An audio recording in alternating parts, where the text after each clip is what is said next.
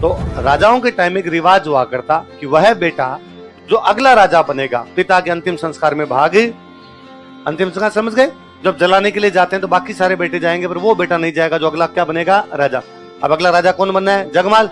तो जगमाल को कह के भाई तू राजा वाली सीट पे बैठ जा, हम उदय सिंह की डेड बॉडी को जला के आ रहे हैं, तब तक तू सफा वफा बांध के तैयार रहे, आते तेरे क्या कर देंगे, तिलक। राजा की सीट कभी भी खाली नहीं रहेगी, राजा को कोई दुख नहीं होता, राजा कोई शौक में भाग नहीं लेगा, राजा अंतिम संस्कार के अंदर नहीं जाएगा।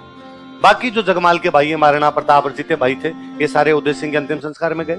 क्योंकि मेवाड़ के राणा की डेथ हुई है तो बड़े बड़े सामंत आए, मेवाड़ की सारी जनता इकट्ठी हुई। वहां शमशान घाट में जब जनता ने देखा कि महाराणा प्रताप वहां खड़े हैं तो जनता में कानाफूसी हुई आपस में। अरे के तो मेवाड़ वाले तो रिवाज तोड़ने लग गए भाई।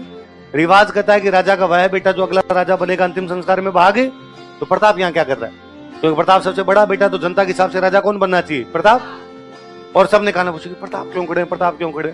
किसी ने हिम्मत करके प्रताप से कहा, प्रताप तुम यहाँ कैसे हो, तुम सबसे बड़े बेटे हो, तुम राजा बनोगे, तुम अंतिम संस्कार में कैसे आ गए। और प्रताप ने कहा, अरे सॉरी, शायद आप लोगों को पता नहीं होगा, पिताजी मुझे राजा नहीं बना के गए, पिताजी राजा किसको बना के चले गए, जगमाल।